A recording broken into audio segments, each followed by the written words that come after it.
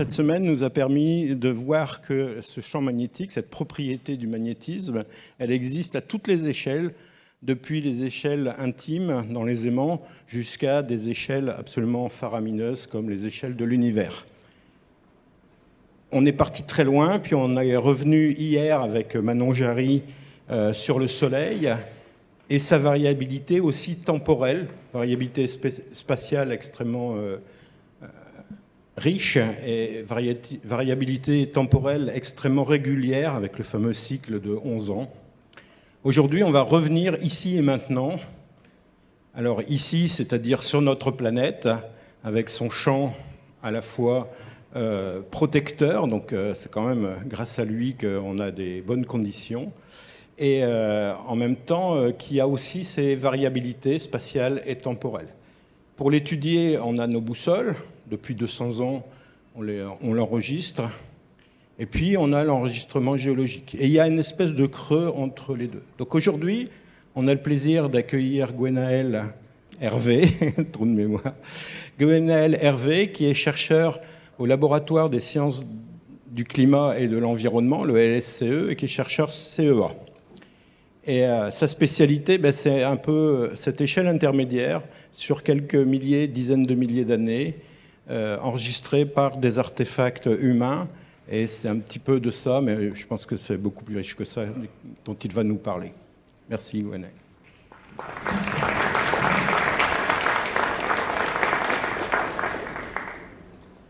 Bonjour à tous. Merci Eric pour cette introduction et merci pour cette invitation à un festival d'astronomie que je ne connaissais pas vraiment et qui s'avère d'une richesse incroyable. Donc aujourd'hui, nous allons parler du champ magnétique de la Terre par rapport à ce que vous avez pu voir sur le champ magnétique du Soleil et plus encore des galaxies, de l'univers. Dans les conférences précédentes de ce cycle magnétisme, on ne se situe évidemment pas du tout aux mêmes échelles spatiales, ni aux mêmes échelles de temps, et on utilise surtout des méthodes qui sont très différentes. Pour étudier le champ magnétique de la Terre, on n'utilise évidemment pas des observations astronomiques ou astrophysiques, mais on fait plutôt des mesures qui relèvent des sciences de la Terre, de géophysique. Alors cette grande diversité de mesures, elle fait qu'on connaît globalement mieux le champ magnétique de la Terre que celui du Soleil et autres composantes de notre univers. Néanmoins, comme vous allez le voir, les incertitudes et les hypothèses demeurent très nombreuses, et donc je dirais qu'on le connaît moins mal que les autres types de champs magnétiques. Pour l'étudier, donc, cela relève des disciplines qu'on appelle le géomagnétisme, et également du paléomagnétisme, l'étude du champ dans le passé via des mesures sur des matériaux géologiques ou autres, mais ça fait aussi appel à d'autres disciplines des sciences de la Terre.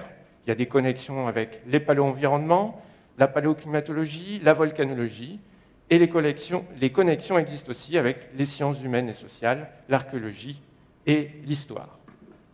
Donc ce champ magnétique de la Terre, il faut l'imaginer comme un énorme aimant placé au cœur de la Terre, et comme tout champ magnétique, il y a des lignes de champ magnétique qui partent d'un pôle pour rejoindre l'autre pôle de l'aimant.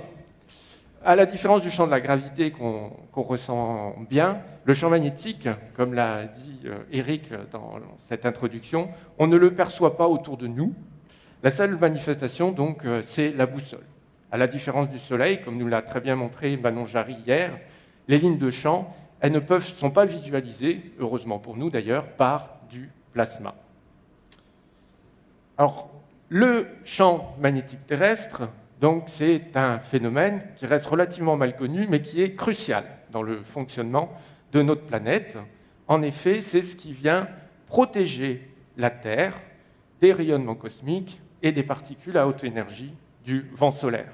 Donc, ça fait office d'un bouclier. C'est souvent l'expression qu'on utilise.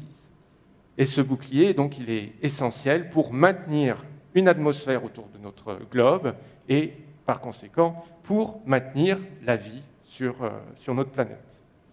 Alors, si nous, on ne le perçoit pas, Ce n'est pas le cas de tous les êtres vivants. Donc il y a des animaux, notamment migrateurs, de la famille des poissons, les pigeons, et également certains types de bactéries qu'on appelle bactéries magnétotactiques, donc comme vous pouvez voir sur la photo de droite. Alors ils utilisent le champ magnétique pour se diriger. Ça ne veut pas dire que leurs mouvements migratoires sont uniquement liés au champ magnétique. Il y a aussi probablement leur expérience, etc., qui rentre en jeu. C'est quelque chose, la connaissance du champ magnétique, qui est indispensable pour la navigation. C'est indispensable pour les navigateurs à partir de la Renaissance, 14e, 15e siècle. C'est encore aujourd'hui indispensable pour la navigation aérienne.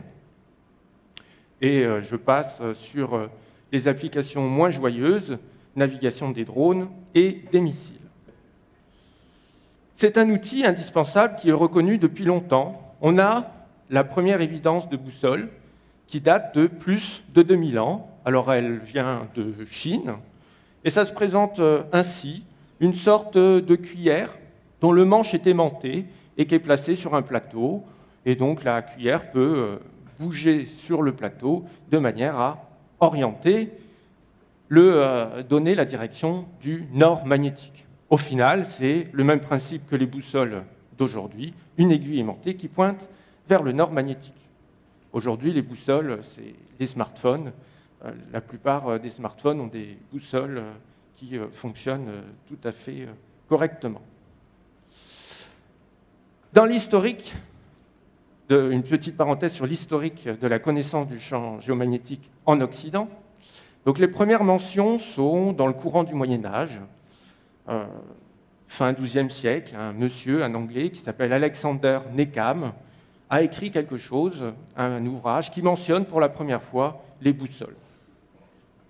Ensuite, Pierre de Maricourt, donc lui c'est un Français, dit Petrus Peregrinus, Pierre le pèlerin, donc a écrit Epistola des Magnéteux en 1269, où là c'est un peu plus développé, on a sa photo également, les notions de boussole et apparaissent les notions de pôle magnétique nord et sud.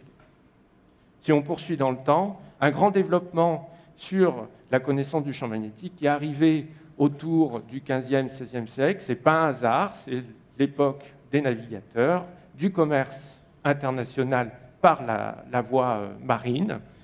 Et parmi les chercheurs, il y a William Gilbert, donc, qui, vers 1600, a émis l'idée que la Terre se comportait comme un aimant géant. Le fait que le champ géomagnétique varie dans le temps, c'est à peu près la même période, également en Angleterre. Et après, donc, il y a de nombreux chercheurs qui ont travaillé sur le champ magnétique de la Terre. Ici, je cite juste le plus fameux d'entre eux, donc, qui est Gauss, qui vers 1830-1840 a eu deux apports primordiaux sur la connaissance du champ magnétique de la Terre. La première mesure absolue du champ et aussi la définition de sa description mathématique par ce qu'on appelle la décomposition en harmonique sphérique. Voyons maintenant le champ géomagnétique en lui-même. Donc c'est un aimant qui est placé au centre de la Terre. C'est l'équivalent d'un aimant avec cette expérience que vous avez peut-être tous fait de la limaille de fer. Donc on a des lignes de champ qui partent du pôle nord et qui vont au pôle sud. Alors l'aimant qu'il y a au centre de la Terre, le pôle nord, il est dans l'hémisphère sud. Ça veut dire que les lignes de champ, elles partent du pôle sud vers le pôle sud géographique. Là, elles font une boucle et elles rentrent dans la Terre par l'hémisphère nord, par le pôle nord géographique. Alors pour des questions historiques et pour des questions un peu pratiques, malgré ceci, le pôle nord magnétique, c'est le pôle dans l'hémisphère nord, et le pôle sud magnétique, c'est celui dans l'hémisphère sud, même si ça correspond au sens opposé du dipôle. Et cet aimant, il n'est pas tout à fait parallèle aujourd'hui à l'axe de rotation de la Terre. Vous pouvez voir qu'il y a une inclinaison de 11 degrés par rapport à l'axe de rotation. En tout point du globe, les lignes de champ, donc il y a des lignes de champ autour de nous, et ces lignes de champ, donc la tangente aux lignes de champ se décrivent par un vecteur. On peut décrire par un vecteur dans cette salle le champ magnétique terrestre. Il varie en tout point du globe. Donc, comme vous pouvez le voir, on a un comportement radial au niveau des pôles et un comportement plus parallèle à la surface de la Terre à l'équateur. Et comme tout vecteur, il y a trois composantes. Alors, on aurait pu utiliser les trois composantes cartésiennes, x, y, z, mais ce n'est pas très pratique. Et donc, ces trois composantes, c'est l'intensité du vecteur et la direction. Et cette direction du champ géomagnétique, on la décrit par deux angles, la déclinaison et l'inclinaison. La déclinaison, c'est l'angle entre le nord magnétique et le nord géographique. Donc, c'est ce que nous donne la boussole.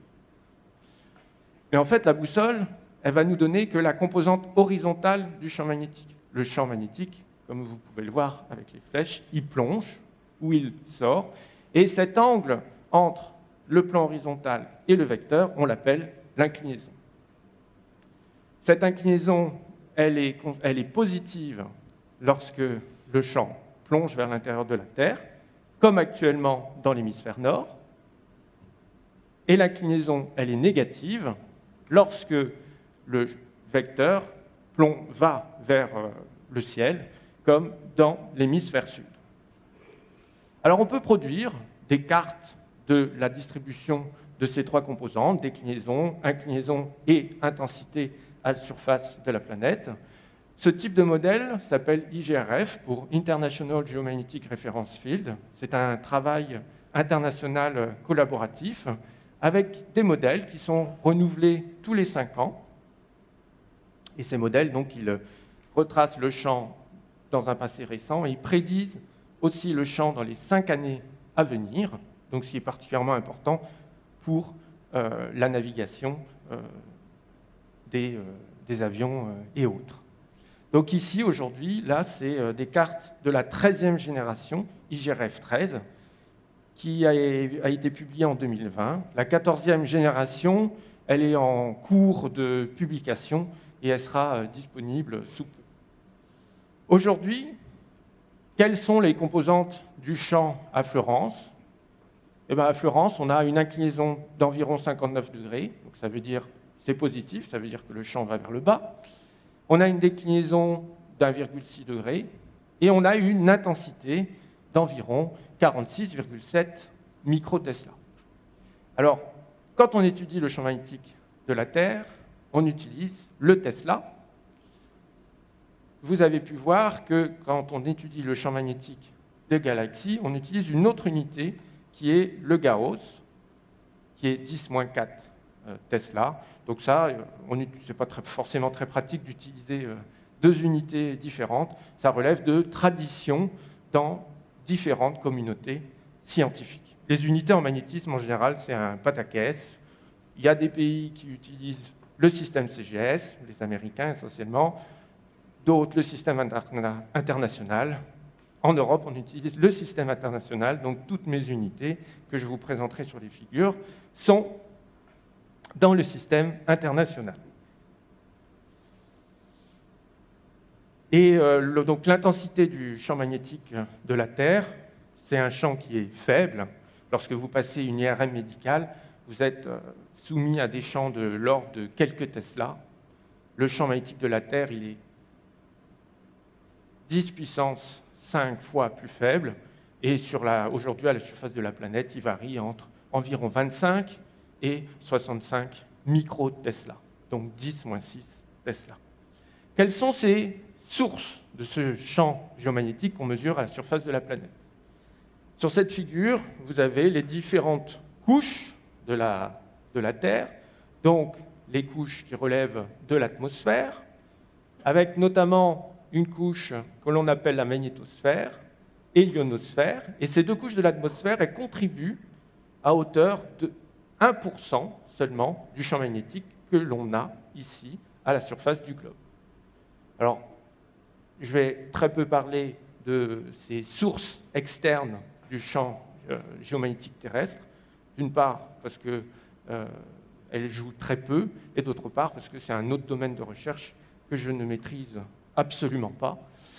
Et pour finir, une des manifestations de ces sources externes, ce sont les fameuses aurores boréales qu'on observe plutôt dans les régions proches du pôle aujourd'hui. S'il y a 1% de sources externes, ça veut dire qu'il y a 99% de sources internes. Donc le globe, on a une couche superficielle, ce n'est pas à l'échelle du tout, hein. On a la croûte, ensuite le manteau et le noyau qui est divisé en deux, un noyau externe, ici appelé fluide corps, et un noyau interne, solide corps sur la figure, qu'on appelle aussi la graine. Les couches superficielles, la croûte et la partie supérieure du manteau, donc qui forment l'ensemble, la lithosphère, contribuent aussi un petit peu au champ magnétique terrestre, c'est ce qu'on appelle le champ lithosphérique. Mais en fait, 98%, donc on peut considérer la totalité de notre champ géomagnétique, il est généré dans ce noyau externe. Le noyau externe, comme le noyau interne, il est constitué de fer et de nickel. Dans le noyau externe, les conditions de pression et température font que le milieu est fluide. Dans le noyau interne, graine, on est en présence d'une couche solide. Bref, dans le noyau externe, on a des fluides riches en fer, c'est-à-dire conducteurs électriquement. C'est les flux de matière qui sont essentiellement liés à la convection, liés au refroidissement de la Terre, et bien ça crée, ces courants électriques, un champ magnétique. Les lois de l'électromagnétisme font que ces champs magnétiques entretiennent les courants électriques, etc., etc. En fait, on a un phénomène de géodynamo qui est ici figuré sur cette simulation. Si on revient à ces cartes de la variation spatiale du champ magnétique terrestre, donc, si on prend ce modèle d'un champ dipolaire créé par un aimant, eh ben on a une relation entre inclinaison et latitude, et puis une relation entre de l'intensité aussi en fonction de la latitude. Si vous voyez ces cartes, on voit que ce n'est pas tout à fait vrai. Le champ dipolaire créé par un aimant ne rend compte que de 90% environ du champ magnétique terrestre. Il y a 10% que l'on appelle le champ non dipolaire, qui est créé par des multipôles, quadrupôles, octupôles, etc. La principale manifestation aujourd'hui, dans le champ actuel, de ce champ non dipolaire, est cette anomalie en bleu que l'on appelle l'anomalie de l'Atlantique Sud. Atlantique Sud qui en fait couvre une partie importante de l'Amérique du Sud. Donc c'est une zone où le champ est plus faible qu'attendu. On a deux petits minimums, un ici et un ici. Alors comment produit-on ces cartes? Ces cartes, elles sont essentiellement produites avec deux types de données. Des mesures par les satellites. Donc ici, c'est 3 satellites de la mission SWARM, qui a été lancée en 2013 et qui est toujours en état de fonctionnement. Et on a des observatoires au sol. Vous avez ici une photo de l'Observatoire géomagnétique national français qui se situe à Chambon-la-Forêt, en forêt d'Orléans. Donc c'est pas un hasard si c'est dans une forêt, c'est éloigné de sources anthropiques qui pourraient venir perturber les mesures. Les observatoires, ils sont regroupés dans un réseau international qu'on en appelle Intermagnet. Donc vous avez les points sur la carte de droite, un peu partout sur l'ensemble de la planète. Les observatoires français gèrent l'observatoire de Chambon-la-Forêt, mais également d'autres stations, comme celle de l'océan Indien dans le sud, Kerguelen. L'île de Pâques aussi est gérée depuis l'Institut de physique du globe de Paris.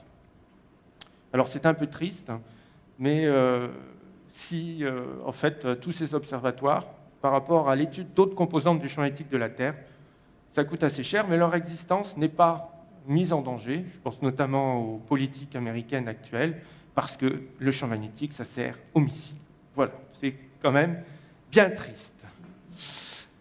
À partir de ces deux types de données, on produit des modèles basés sur la décomposition en harmonique sphérique de Gauss, on peut aussi les jumeler avec des simulations numériques de la géodynamo. Et l'intérêt de ces modèles, c'est qu'à partir des cartes que je vous ai montrées à la surface de la Terre, c'est qu'on peut imager le champ à la surface du noyau terrestre, c'est-à-dire à la limite du noyau et du manteau. Et de telles cartes, ça donne une représentation des flux de matière à cette interface. Alors à cette interface, on est plus proche de la source du champ, donc le champ magnétique terrestre, il a une intensité plus forte. On n'est pas, l'échelle de couleur, là, elle n'est pas de l'ordre de la dizaine de microtesla, elle varie entre 1 millitesla et moins 1 millitesla. Si on regarde cette carte, on a grosso modo du bleu et du vert dans l'hémisphère nord et du jaune, rouge, violet dans l'hémisphère sud. Ce contraste entre les deux hémisphères traduit la dominante dipolaire du champ également à la limite noyau-manteau. Mais on voit aussi dans l'hémisphère sud des petites taches vertes qu'on appelle des patchs de flux inverse, et ce sont ces patchs qui sont responsables de l'anomalie de l'Atlantique Sud. Si on regarde plus vers les régions polaires, on peut voir des patchs, cette fois, de flux dits normaux, donc un Canada, un Sibérie et deux autres dans l'Antarctique, donc qui sont des zones de plus forte concentration du champ magnétique. Donc tout ça, c'est également une carte qui est valable pour le champ en 2020. On a un instantané de l'histoire du champ.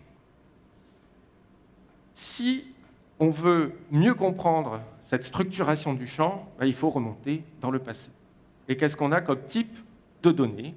Alors les satellites, c'est très bien, ça donne une très bonne couverture spatiale des données, surtout SWARM où il y a 3 satellites. Mais alors, on a des mesures en continu qui mesurent de manière vectorielle le champ que depuis 1999. Ça fait 25 ans. C'est très court. La première mesure absolue de l'intensité, c'est 1832, la date exacte, ou 1833, on ne sait pas trop. C'est par Gauss, comme je vous l'ai déjà dit. Donc ça veut dire que un enregistrement de manière absolue par des mesures, c'est moins de 200 ans. C'est encore moins que le Soleil hier, comme nous l'a montré Manon Jarry sur ses courbes. Alors heureusement, les observatoires au sol pour la direction, on a des données un petit peu plus anciennes, régulières, avec des séries temporelles qui débutent vers le XVIe siècle.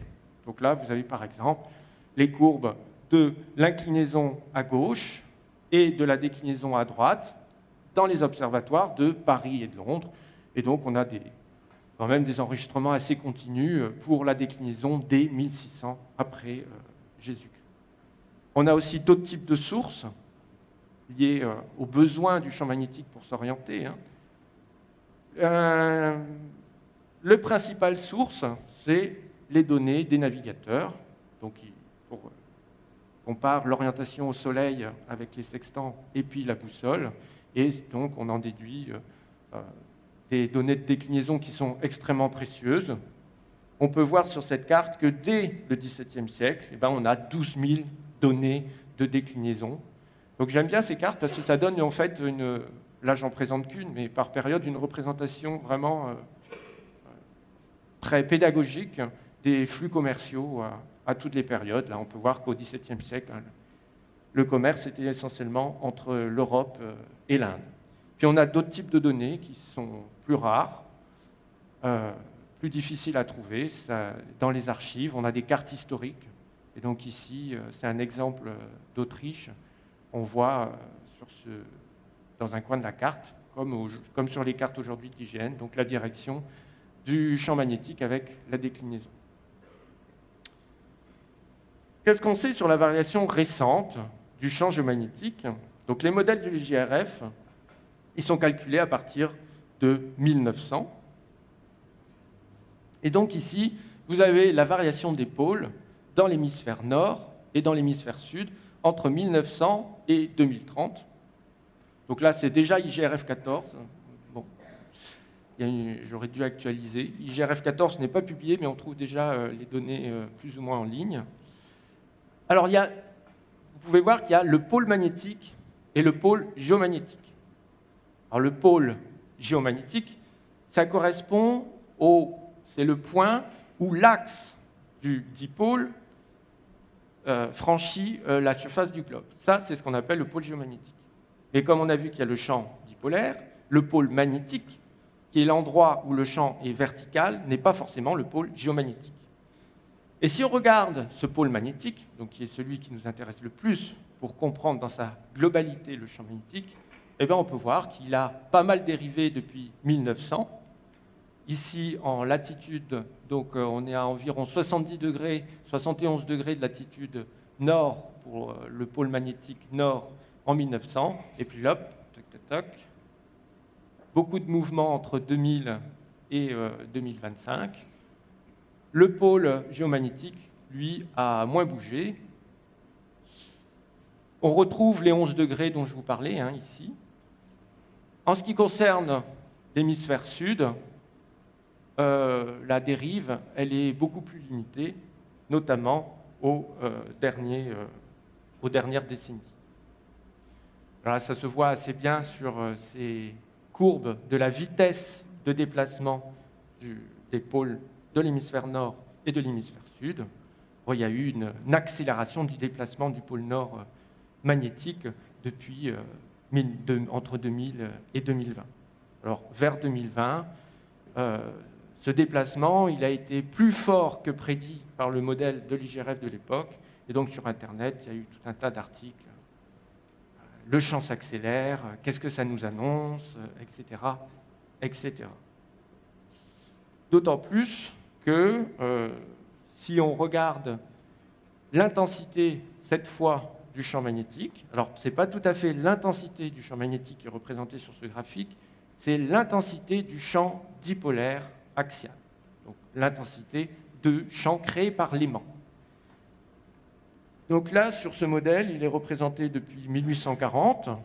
Donc on voit qu'il a diminué et les prédictions suggèrent qu'il va continuer à diminuer dans le prochain siècle. Alors c'est une diminution d'environ 10%, mais tout ça, ça amène parfois des théories qui donnent l'impression que c'est une catastrophe.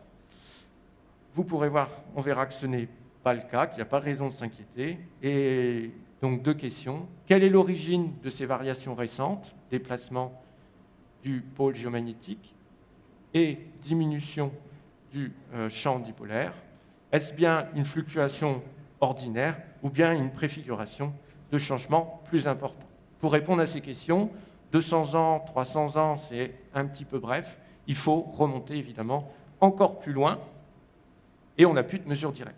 Donc il faut trouver des mesures indirectes dans des archives, et on a plusieurs types d'archives paléomagnétiques, des sédiments, lacustres et marins, des coulées volcaniques et des terres cuites archéologiques. Pourquoi tous ces matériaux? C'est parce que ce sont des matériaux qui ont la capacité d'acquérir une aimantation rémanente. Rémanente fait appel à la notion d'acquisition d'une aimantation qui va se conserver au cours du temps. Et pourquoi ils ont cette capacité?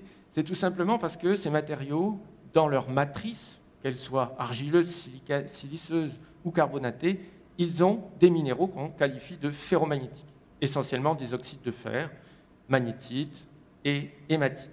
Et ces oxydes de fer, la configuration des atomes de fer, très proches entre eux, leur donne la possibilité, par couplage d'énergie magnétique, de créer un moment d'aimantation rémanente, donc qui est ici représenté par un petit aimant. C'est comme s'il y avait un petit aimant dans la matière de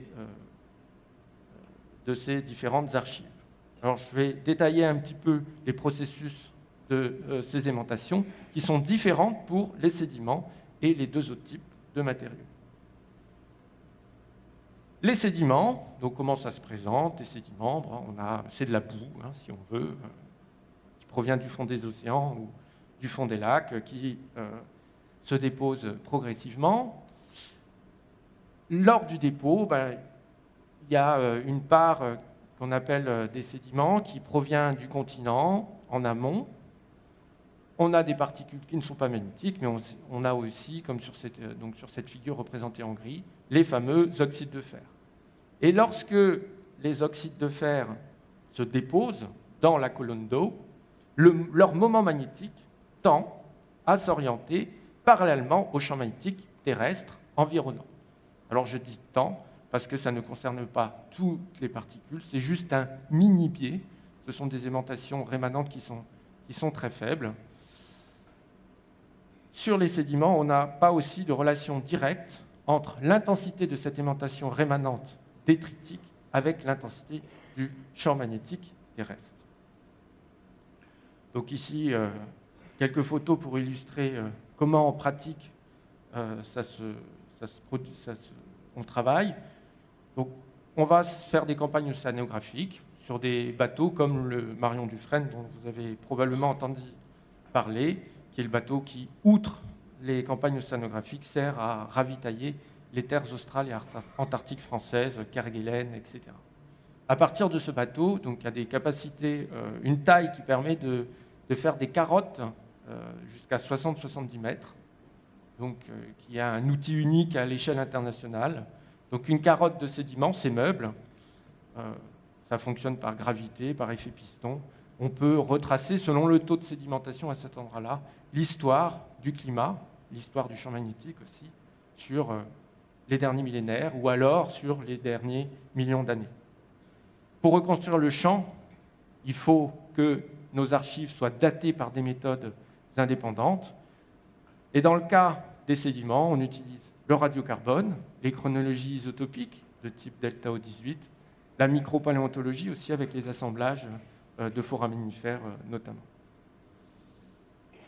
Pour les coulées volcaniques, le processus est totalement différent.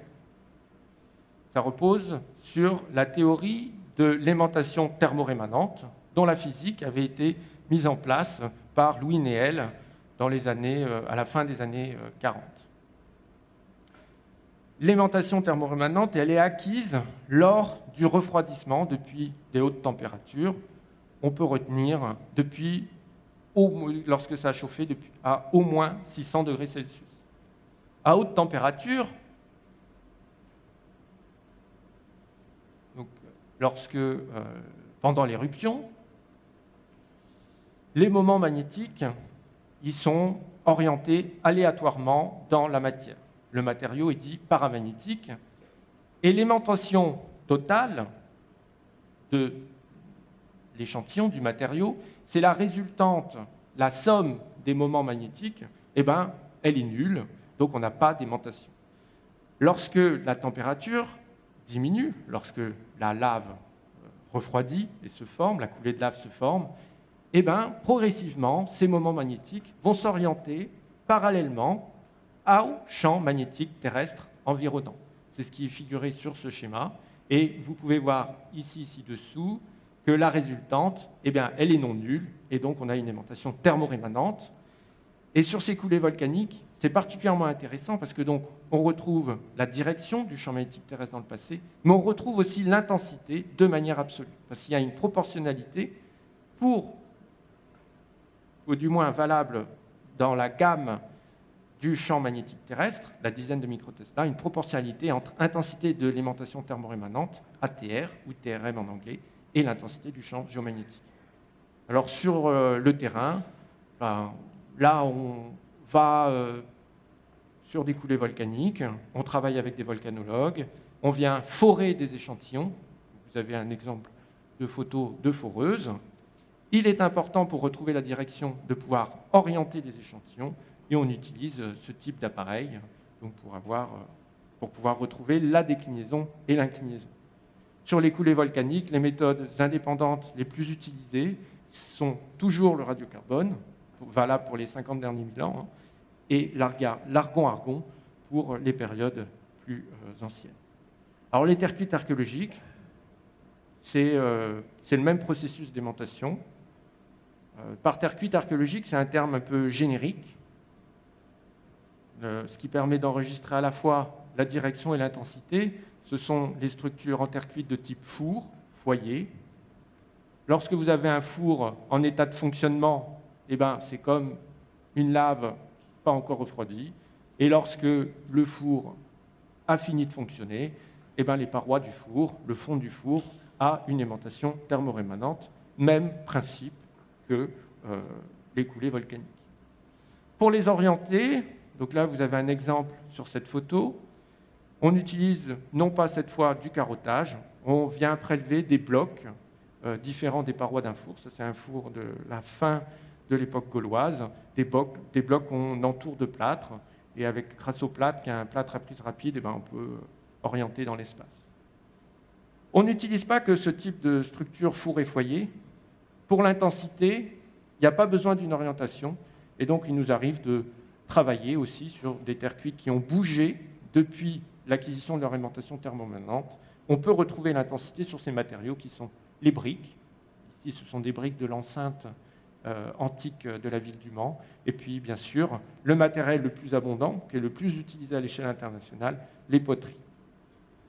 Pour ce type de matériaux, les datations indépendantes, c'est radiocarbone, les méthodes de luminescence, ou bien des chronologies archéologiques, comme la typochronologie, des chronologies donc, des céramiques, l'évolution des céramiques au cours de temps, etc. Au laboratoire, comment ça se passe? Donc là, vous avez un prélèvement sur une structure en Afrique. On a besoin de préparer les échantillons. Là, on a une découpe en spécimens cubiques de 2 cm de côté. Ensuite, l'étape suivante, c'est de caractériser la minéralogie magnétique, savoir quels sont les minéraux magnétiques, magnétites ou hématites, quels sont les minéraux qui vont porter notre signal. On s'intéresse aussi à savoir quelle est la taille de ces grains, plus ou moins gros, plus ou moins petits. C'est important sur l'intensité d'aimantation et la fiabilité du signal. On mesure les aimantations rémanentes sur ce type d'appareil, que l'on appelle un magnétomètre cryogénique. Donc ça repose, on met quelque chose de faiblement aimanté au sein d'une bobine, il y a un courant électrique, et l'intensité de ce courant électrique est proportionnelle à l'alimentation. Et puis il y a tout un tas de traitements, notamment thermiques, avant d'obtenir des données de paléodirection et de paléointensité. Toute cette chaîne-là, pour une structure, c'est environ 1 mois. Pas forcément 1 mois à plein temps, mais on considère que c'est 1 mois, voire 2 mois, si le site est un petit peu complexe. Acquérir des données de paléodirection et de paléointensité, c'est donc un travail de fourmi, d'accumulation de données. C'est pour ça qu'on connaît mieux le champ magnétique de la Terre que celui de l'univers, etc. Mais on le connaît quand même relativement mal, parce que ça prend beaucoup de temps d'acquérir des données.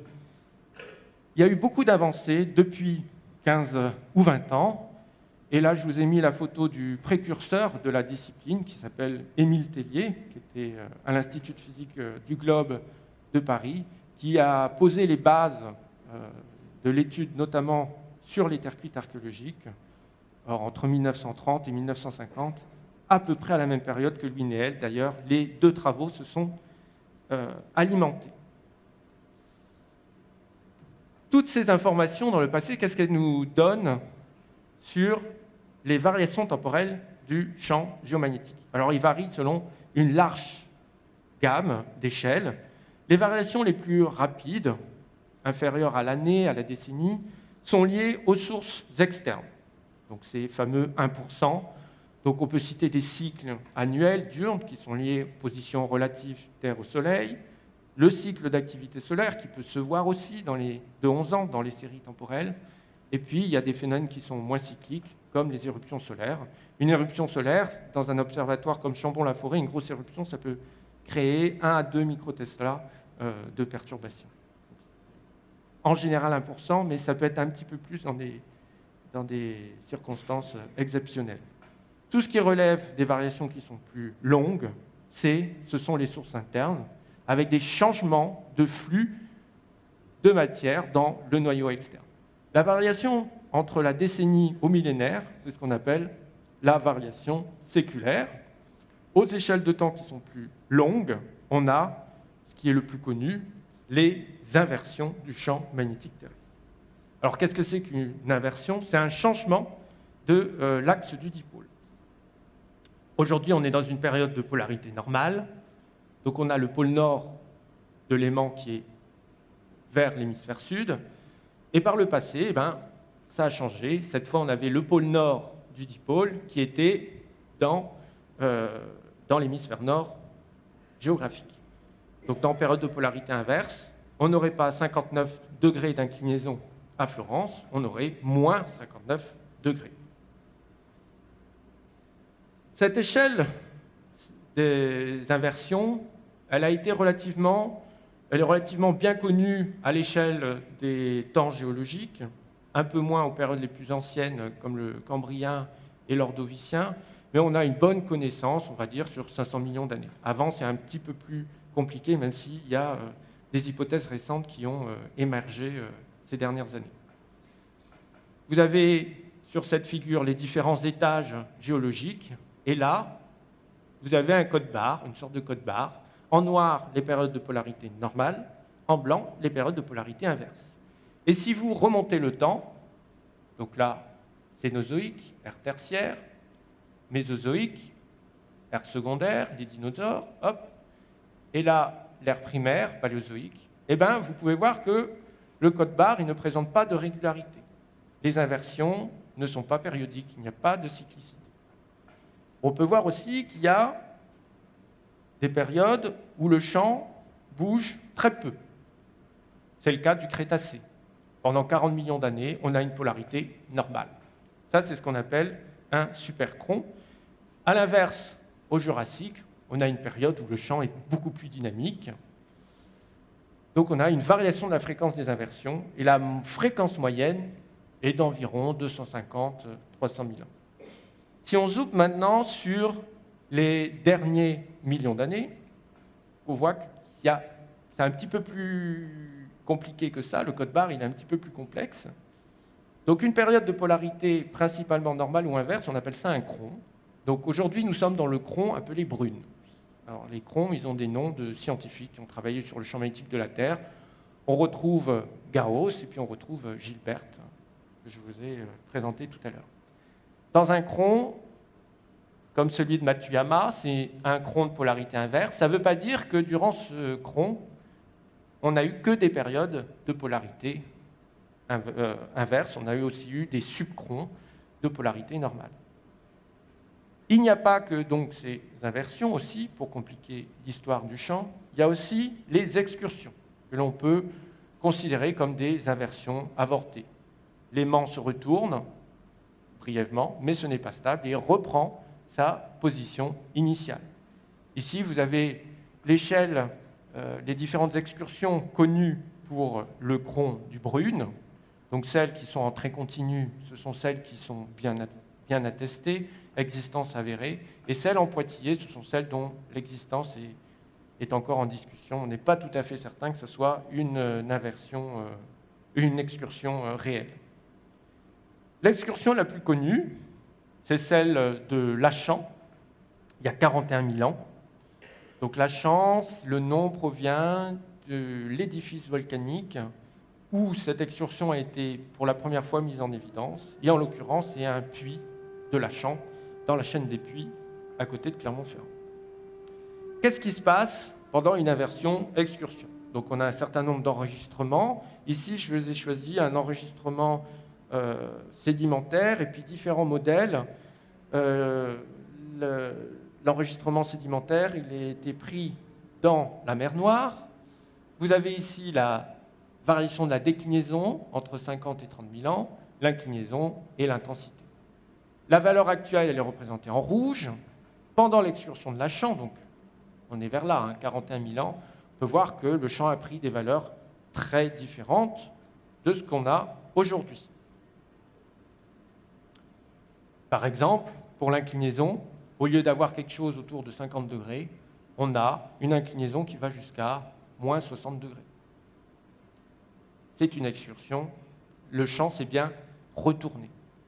Et puis si on regarde l'intensité, on a une intensité qui est plus faible, divisée de presque un facteur 10, donc on a presque 60 microtesla aujourd'hui, et là on est tombé à 5-10 microtesla. Pour les inversions, sur les 2 derniers millions d'années, donc là on a la variation du moment du dipôle, ce n'est pas la variation du champ tout à fait, c'est la variation de sa composante principale. Si on compare cette variation du dipôle avec les dates des inversions, on peut voir qu'elles correspondent à chaque fois avec des minimums du moment dipolaire. Des travaux récents ont fixé cette limite critique, si on veut, le champ dipolaire est suffisamment faible pour pouvoir s'inverser à environ 2,5, 3, non pas microtesla, mais moment dipolaire, ça s'exprime en 10 puissance 22 ampères mètre carré. Si on revient un petit peu sur le Lachan, avec en ordonnée ce même moment dipolaire avec la même unité, eh ben, on voit aussi un effondrement du moment dipolaire. Et en dessous la limite de 2,53 10 puissance 22 ampères mètre carré, ça dure environ un millénaire.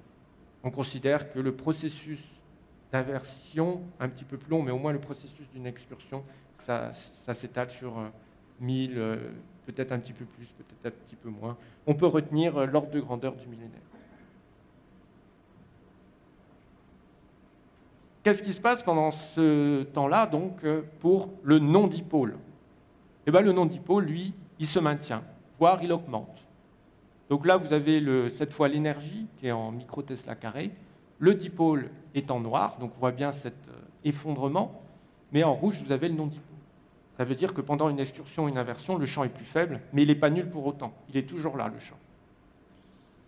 Sur la droite, c'est des simulations géodynamiques, de la géodynamo, du comportement du champ pendant une excursion. Donc là, on se situe avant l'excursion et après l'excursion. On a des images qui sont très similaires. Donc des lignes de champ orange dans l'hémisphère nord qui sortent par un seul endroit et du bleu qui sort par un seul endroit. Un dipôle. Au cours de l'excursion, on peut voir qu'il y a deux endroits avec des sorties de bleu et avec des sorties d'orange. Donc ça traduit le fait qu'au moment d'une inversion, le champ acquiert un caractère plus multipolaire. Mais il existe toujours. Quels sont les impacts d'une telle excursion ? Donc je me concentre toujours sur le Lachan, qui est celle qui est la mieux connue. Sur cette courbe, vous avez entre 20... Alors, cette fois, les âges les plus récents sont à gauche, entre 20 et 60 000 ans. Vous avez la courbe de production d'un isotope cosmogénique que l'on appelle le béryllium-10. Alors, les isotopes cosmogéniques, ce sont, comme le radiocarbone béryllium-10, ils sont créés dans la haute atmosphère, donc par collision des rayonnements cosmiques. Et en fait, ce type de courbe nous donne une information sur l'exposition de la haute atmosphère aux rayonnements cosmiques et au vent solaire. Pendant l'excursion de la champ, on a un champ qui est plus faible, on voit très bien un très grand pic du béryllium-10 qui traduit que l'effet de bouclier, il marche moins bien pendant une excursion. Après, le béryllium-10, c'est la haute atmosphère. Qu'est-ce qu'on a à la surface de la planète ? Le champ, il n'est pas nul, et puis il y a l'atmosphère entre-temps. On pourrait se dire, est-ce qu'il y a un impact sur la vie lors d'une excursion et d'une inversion ? Quoi qu'on puisse lire, il n'y a, pour l'instant, aucun indice probant d'une crise biologique, d'un impact significatif sur la biosphère, sur les sociétés humaines, d'une excursion et d'une inversion. Il y a plusieurs articles, malheureusement relativement récents, et publiés dans des articles prestigieux, qui disent qu'il y en a eu un, ou il y aurait pu en avoir un. Il n'y a absolument pas un consensus là-dessus. Je pense notamment à une corrélation qui avait été faite avec la disparition de Néandertal, qui est à peu près datée de la même période. Donc la question, si on remet dans le contexte du champ géomagnétique actuel, il diminue. Et il diminue à un rythme de 0,5 10 puissance 22 ampères mètre carré par siècle. Est-ce que cette diminution annonce une future inversion ou excursion ? Si cette diminution en cours était bien un précurseur d'une inversion ou d'une excursion, et si cette diminution elle se poursuivait au même rythme qu'aujourd'hui, le champ ne se renverserait pas avant au moins un millénaire. Donc, il n'y a pas de raison de motif d'inquiétude. Je pense que les variations climatiques en fournissent déjà suffisamment pour qu'on ne se préoccupe pas trop de la variation et de l'impact potentiel d'une chute du d'une diminution de l'intensité du champ magnétique terrestre. D'autant plus que dans ce texte, sur cette diapositive, le plus important, c'est ceci. Si la diminution d'Ancourt était bien le précurseur. Et on a quand même quelques indices, des modèles également, pour nous dire que ce n'est probablement pas le cas. Ces indices, on les retrouve dans la variation, non pas au dernier siècle, mais au dernier millénaire. Je commence par l'état de la base de données paléomagnétique, arcomagnétique, aux 10 derniers millénaires. Donc vous avez ici la distribution temporelle et spatiale des données aujourd'hui. Bon, là, c'est un article paru en 2020. On peut voir que cette distribution, elle est très inégale dans le temps. La majorité des données, notamment en direction, sont datées des 2 derniers millénaires. Et dans l'espace, c'est encore plus inégalement réparti. 50% des données proviennent de l'Europe et du Moyen-Orient. Il y a des continents qui restent des vraies lacunes, des vrais blancs. L'Afrique, 1% seulement de la base. L'Australie, 0,1% de la base. Ça, c'est un problème pour la modélisation globale du changement magnétique. Ça vient limiter son exactitude. Alors, on a des zones bien couvertes. Une zone bien couverte où, en fait, on a les enregistrements les plus complets à la fois en direction et en intensité, c'est l'Europe de l'Ouest, la France. Donc là, vous avez ce qu'on appelle des courbes de variation séculaire locale. Elles sont construites à partir des données. Donc là, vous avez les données. Donc ces données, vous avez une moyenne, vous avez une incertitude sur le temps, donnée par le radiocarbone, etc., et une incertitude expérimentale.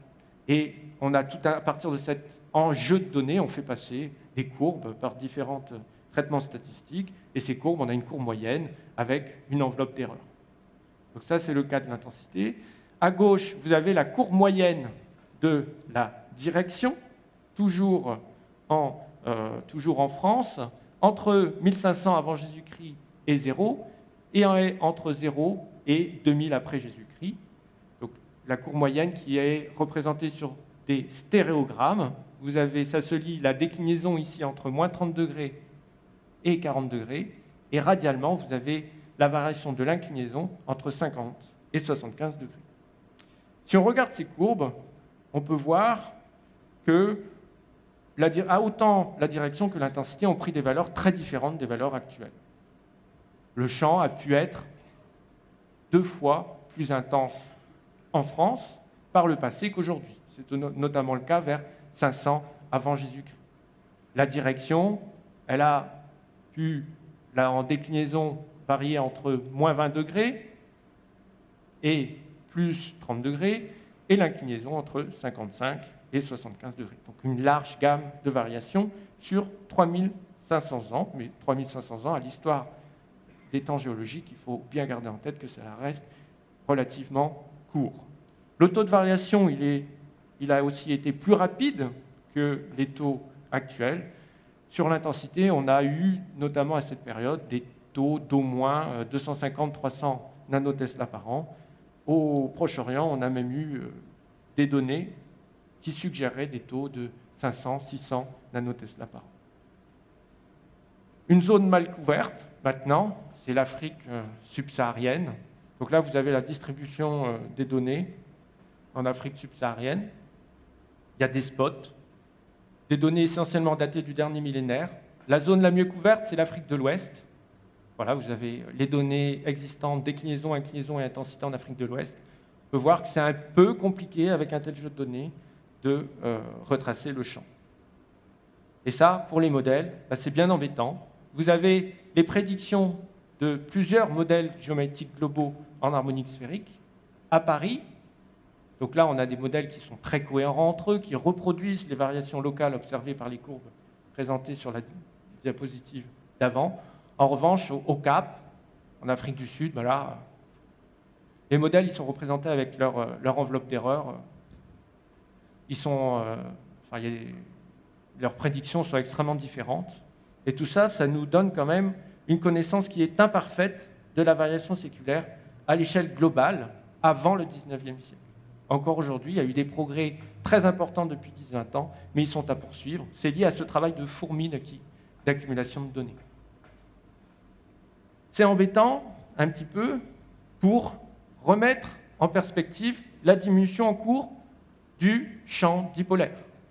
Ces fameux 10% depuis 1840. Donc ici, vous avez la variation du moment dipolaire sur 11 000 ans, depuis 9 000 avant Jésus-Christ.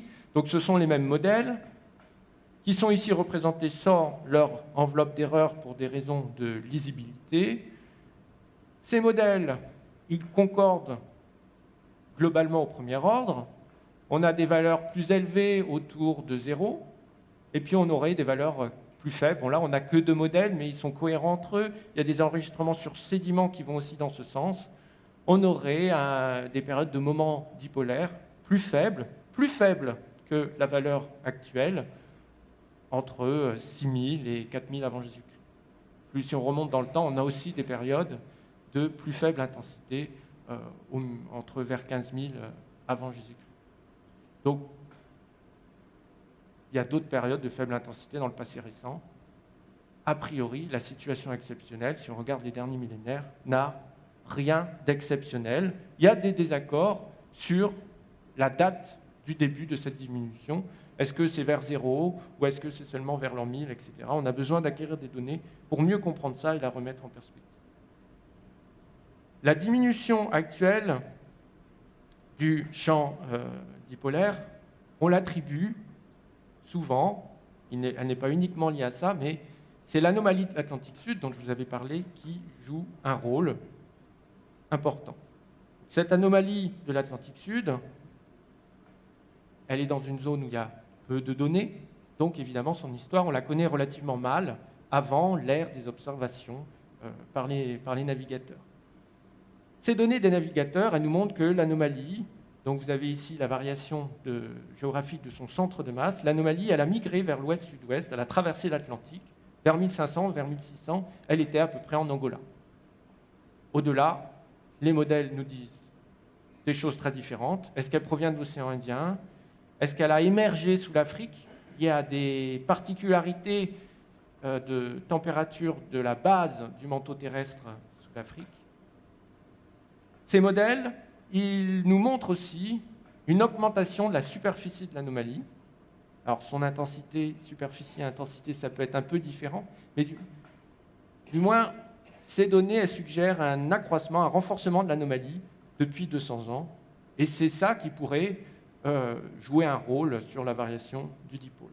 Il peut y avoir aussi une explication liée à des asymétries dans le champ à l'échelle globale, qui serait avec tout un tas de processus qui seraient responsables de cette diminution à l'échelle actuelle. Les modèles globaux existants, bon, ils sont imparfaits, comme je vous l'ai dit, mais ils sont quand même très informateurs, ils restent très informateurs. Sur ces diapositives, et je vais finir la présentation là-dessus, on va regarder la pérennité des patchs de flux à haute température. Donc ces grosses taches qu'on observe dans le champ actuel, Canada et Sibérie. Je vais assez peu parler de l'hémisphère sud.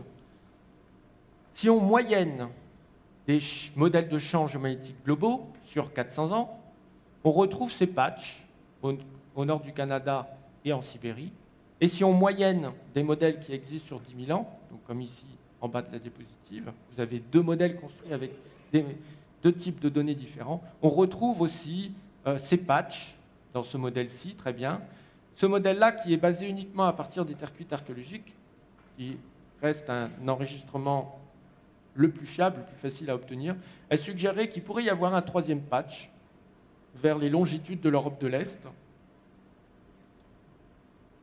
Si on regarde maintenant la trajectoire du pôle géomagnétique sur ces périodes, donc là c'est un enregistrement, j'ai choisi un enregistrement sédimentaire récent qui couvre plus de 10 000 ans.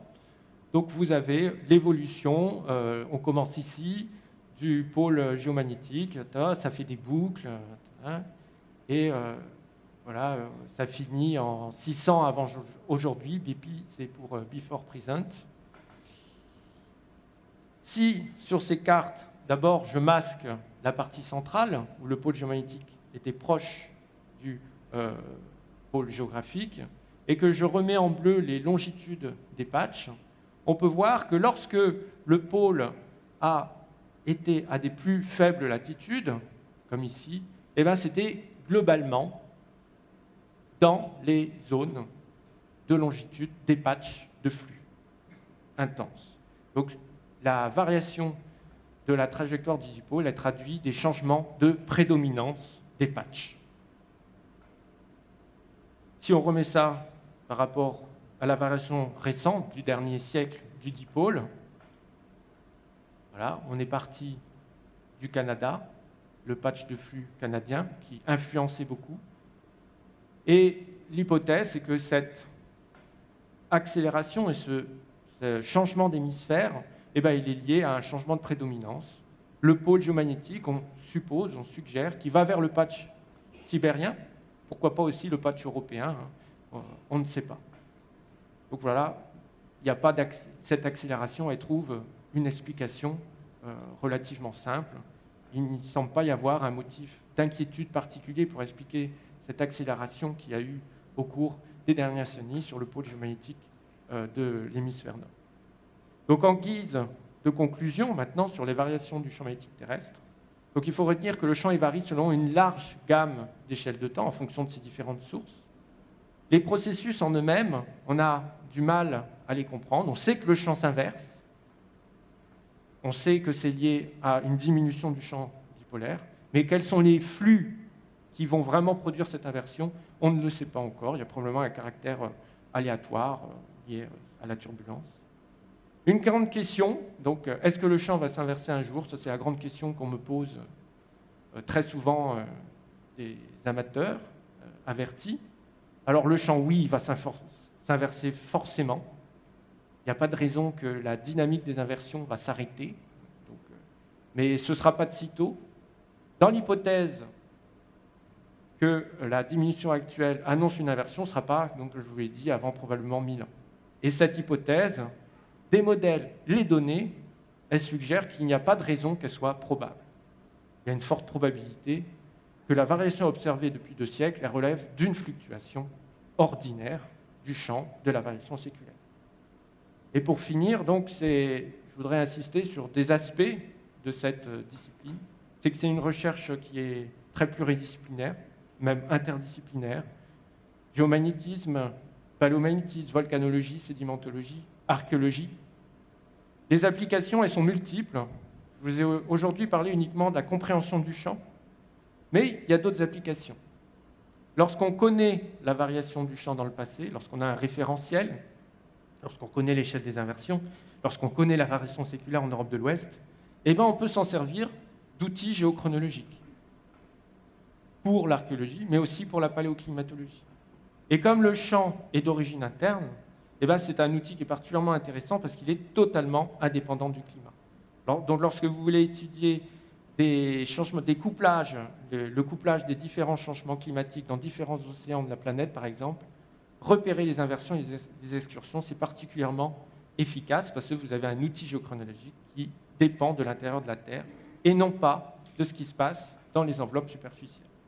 Et puis aussi une autre application qui se développe parce que la compréhension du champ magnétique terrestre s'améliore, c'est la reconstruction de l'activité solaire via la courbe de production des isotopes cosmogéniques, le radiocarbone ou le beryllium-10. Je vous remercie de votre attention.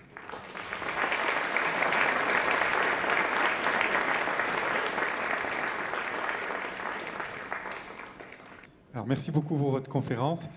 J'avais juste une petite question technique par rapport à l'utilisation des morceaux de poterie. J'ai vu qu'il y avait le mot analyse thermique. Donc, est-ce qu'on perd le morceau et est-ce qu'on réserve ça finalement aux poteries les moins intéressantes d'un point de vue historique, je dirais? Ou est-ce qu'on peut après récupérer le morceau et reconstruire une poterie en entier après analyse? Alors, effectivement, quand on a une poterie, on la coupe en petits morceaux et pour retrouver la pâle intensité, eh ben, on chauffe les échantillons. Donc, c'est destructif. Les poteries Alors on ne va pas travailler évidemment sur des poteries qui sont entièrement préservées, mais sinon les poteries c'est quand même l'artefact qui est le plus retrouvé sur les sites archéologiques. Tous ne sont pas décorés, tous ne présentent pas de valeur patrimoniale si on veut. Donc ce n'est pas un problème que nos analyses soient destructives. Bonjour, merci de cet exposé. Je suis ici. Je voudrais revenir sur l'anomalie de l'Atlantique Sud que vous expliquez avec des patchs inverses au niveau du noyau liquide. On avait évoqué un instant, un moment, que c'était dû à un décalage du dipôle théorique qui entraînerait les ceintures de Van Allen, surtout l'interne, à frotter contre la magnétosphère. Cette hypothèse n'est plus retenue ? L'anomalie de l'Atlantique Sud, elle s'explique par le champ interne. Donc il n'y a pas besoin de faire intervenir les sources externes dans la magnétosphère, etc., pour l'expliquer. Par contre, l'anomalie de l'Atlantique Sud, c'est une zone de plus faible intensité. Donc ça veut dire que ça répond pas à votre. C'est un sujet connexe à votre question. Au-dessus de l'Atlantique Sud, Amérique du Sud, l'effet de bouclier est un petit peu moins efficace. Et du coup, c'est une zone où un certain nombre de satellites évitent ou se protègent, se ferment lorsqu'ils passent au-dessus de ça. Mais sinon, le champ magnétique terrestre, c'est 98%, c'est l'origine de la Terre. Donc l'anomalie de l'Atlantique Sud, qui est quand même un processus majeur, c'est forcément les sources internes. Et en plus, on a trouvé l'explication avec ces patchs de flux inverses qui sont très dynamiques dans le temps.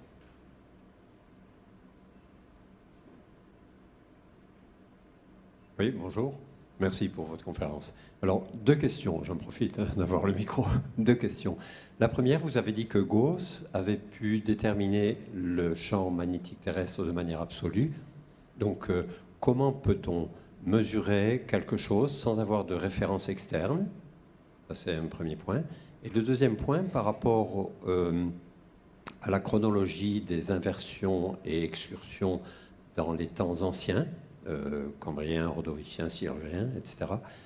Dans la mesure où il y a une errance des pôles lorsqu'il y a inversion ou excursion, comment peut-on prendre en compte la dynamique de déplacement des continents, puisque vous avez bien montré que c'était sur des bases de relevés continentaux que l'on pouvait avoir inclinaison et déclinaison du champ magnétique terrestre à un moment donné. Donc s'il y a changement de place des continents et errance des pôles, et on a 2 choses qui bougent en même temps. Voilà, c'était la deuxième question. Alors pour la première question, je ne suis pas vraiment capable d'y répondre. Désolé. Pour la seconde, donc à l'échelle sur le dizaine de milliers d'années, la centaine de milliers d'années, on considère qu'on peut négliger la variation séculaire, et donc qui est essentiellement liée à la composante non dipolaire. Et donc à ces échelles de temps, on considère que le champ est uniquement décrit par un dipôle axial centré. Dans ce modèle de dipôle axial centré, vous avez une relation simple entre l'inclinaison et la latitude. Et bon, là, il faut accumuler des données, il faut avoir une vision générale.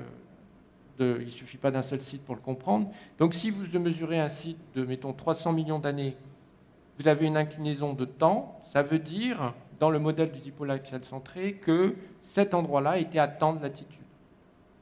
Et si vous avez une inclinaison positive, on en déduit que la polarité était normale, et si vous avez une inclinaison négative, que la polarité était inverse. Et lorsque vous étudiez tout ça dans des séquences sédimentaires, que vous croisez ça avec d'autres méthodes de datation, argon-argon,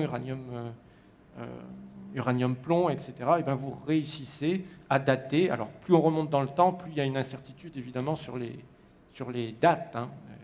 Il y a aussi la cyclostratigraphie qui joue, etc. C'est tout un ensemble de mesures.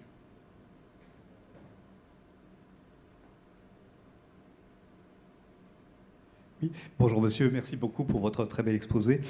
Dans les nombres que vous avez montrés, On a pu noter qu'à Florence, en ce mois d'août, le champ magnétique il augmente de 11 nanotesla par an. Voilà. Et puis d'un autre côté, on est encore dans la période où le moment magnétique, ou en tout cas la norme du moment magnétique dipolaire, elle baisse. Donc je me demandais, est-ce que cette contradiction se résout tout simplement par le fait que, eh bien, on a en même temps changement de déclinaison, d'inclinaison, migration des pôles, et comme par rapport à la position des pôles, le champ magnétique n'a pas la même norme à la surface, tout ceci s'expliquerait uniquement par la migration.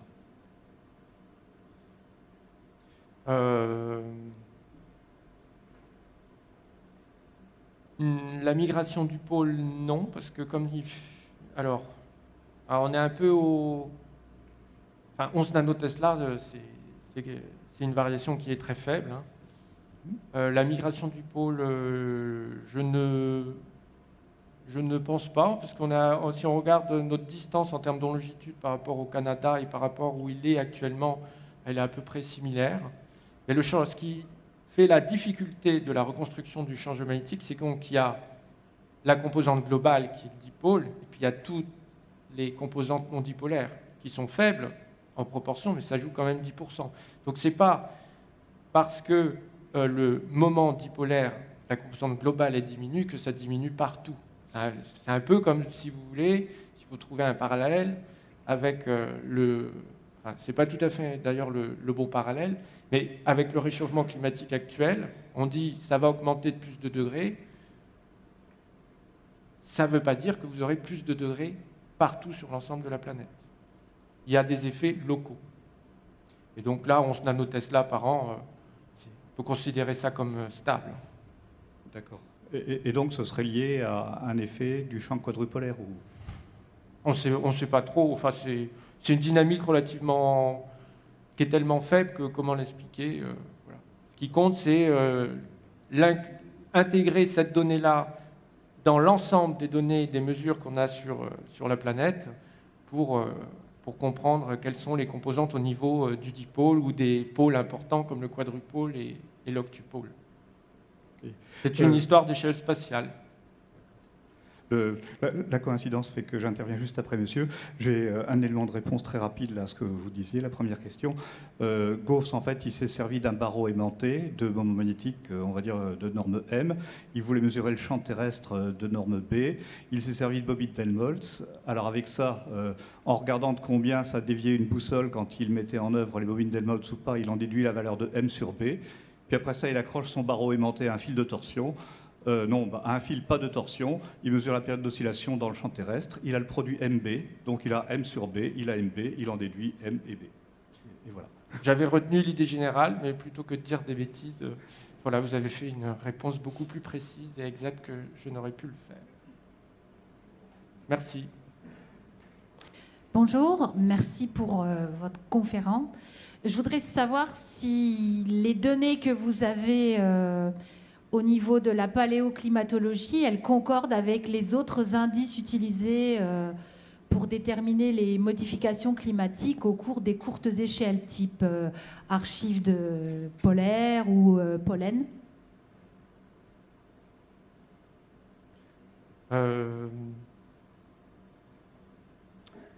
Alors c'est une question qui est complexe à répondre simplement.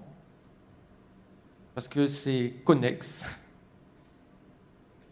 L'aimantation des sédiments, donc c'est l'aimantation des sédiments qui nous permet d'étudier les variations paléoclimatiques. La variation de l'aimantation des sédiments, elle est liée à la variation du champ magnétique de la Terre et elle traduit aussi les variations environnementales et paléoclimatiques qui vont faire que la nature des grains magnétiques qui arrivent dans nos sédiments, ils varient. Donc en fait, l'interprétation de nos signaux, de nos mesures d'aimantation, il faut pouvoir découpler l'influence du paléoclimat et l'influence du champ géomagnétique. Donc là, je vous ai parlé que, je vous ai dit, avec mon talk, on a sans doute l'impression que tous les sédiments enregistrent le champ magnétique. C'est faux, il y a des enregistrements qui ne concentrent que dont le signal n'est lié qu'aux variations paléoclimatiques. Et globalement, c'est l'idée de la paléoclimatologie. On croise les traceurs. Chacun de ces traceurs va nous donner une information sur la variation du climat. La variation de la minéralogie magnétique, ça apporte surtout des informations sur du traçage de sources depuis les continents jusqu'aux océans, donc traçage de paléoprécipitation en fait. Et donc c'est plutôt que le climat à l'échelle globale, donc on va étudier un impact d'un changement, d'une transition importante dans une région donnée.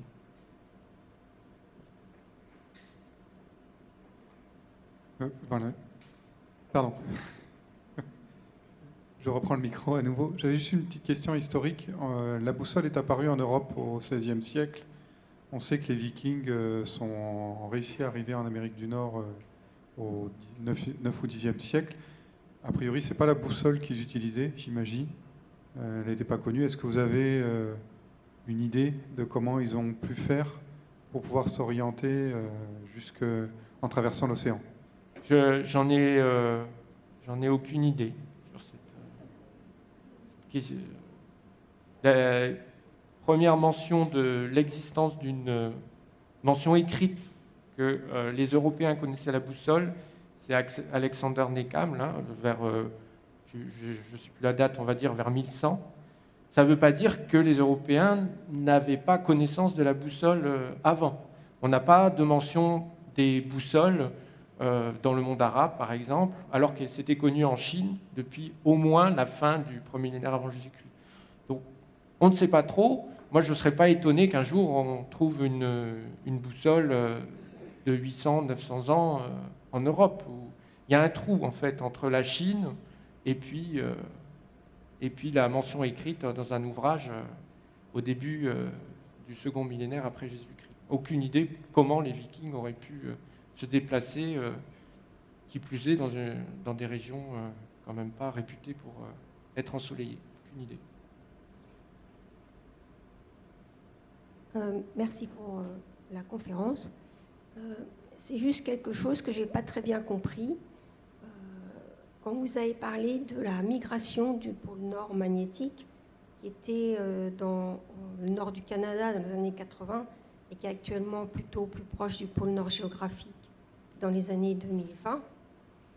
Ensuite, vous avez dit que dans l'hémisphère côté sud, le déplacement était moins grand. Alors que moi, je pensais que le pôle magnétique nord et le pôle magnétique sud étaient reliés par une ligne droite passant par le centre du globe. Ah, zut. Et donc, du coup, j'ai pas bien saisi ce point-là. Il y a les pôles géographiques, il y a les pôles du dipôle, mais là, c'est lié au pôle géomagnétique, qui va être le pôle de l'axe de l'aimant. Donc là, l'axe de l'aimant, il franchit la surface de la Terre au pôle sud, non pas magnétique, mais en fait géomagnétique. Et effectivement, comme c'est un axe, latitude et longitude sont les mêmes dans l'hémisphère nord et dans l'hémisphère sud. Ça, c'est pour les pôles géomagnétiques. Valable dans le cas d'un champ dipolaire, uniquement. Mais il y a les champs non dipolaires. Et le pôle nord magnétique ou le pôle sud magnétique, c'est l'endroit où le champ va être vertical, avec une inclinaison de plus ou moins 90 degrés. Et comme il y a le champ non dipolaire, ça ne correspond pas forcément à cet axe de l'aimant. Ça peut être juste à côté. Et c'est ça le pôle nord et le pôle sud magnétique qui bougent. Si je reprends la carte de comparaison entre les deux hémisphères, qui bougent différemment entre l'hémisphère nord et l'hémisphère sud. Le pôle géomagnétique, ici, si vous prenez latitude, on est vers 80 degrés sud. Là, on est 80 degrés nord. 110 degrés est. Et puis, on va avoir ici 70 degrés ouest, on retrouve 180 degrés. Mais ce n'est pas véritablement le pôle magnétique. Donc le pôle géomagnétique, c'est le pôle correspondant au dipôle. Tout à fait. Et le pôle magnétique, c'est le vrai pôle. C'est le vrai pôle. C'est le vrai pôle qui, en termes de direction, est caractérisé par une inclinaison verticale et une déclinaison qui n'existe pas, parce que si c'est vertical, c'est l'endroit où où, si je reviens à cette carte-là, c'est l'endroit où en déclinaison, toutes les lignes, on le voit particulièrement bien ici, toutes les lignes d'iso-déclinaison se rejoignent. C'est le vrai pôle sud magnétique. Ok, merci. Et c'est pas l'axe ça ne correspond pas au pôle décrit par l'axe du dipôle. C'est pas simple, et puis on aime bien les dénominations différentes.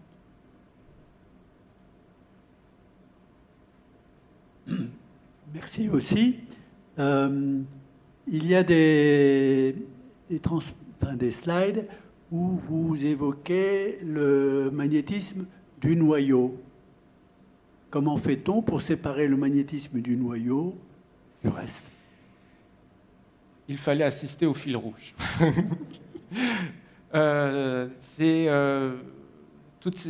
Discriminer les différentes composantes, dipôles, quadrupôles, donc ordre de octupôles, etc., donc des échelles spatiales à chaque fois de plus en plus petites, c'est possible via la décomposition en harmonique sphérique. Donc on a des données sur l'ensemble de la planète, et en face on a un modèle décomposition en harmonique sphérique qui nous dit que le champ, c'est le champ créé par un dipôle axial, la contribution, la somme d'un dipôle axial plus un dipôle équatorial dont l'axe est selon l'équateur, plus l'octupôle, plus machin, plus machin, plus machin. Et les modèles inverses, donc à partir des données, on en déduit la contribution des différentes sources.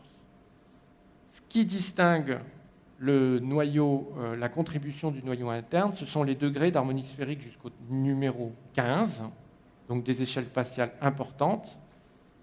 Et au-delà du degré d'harmonique sphérique 15, on arrive à distinguer le champ lithosphérique.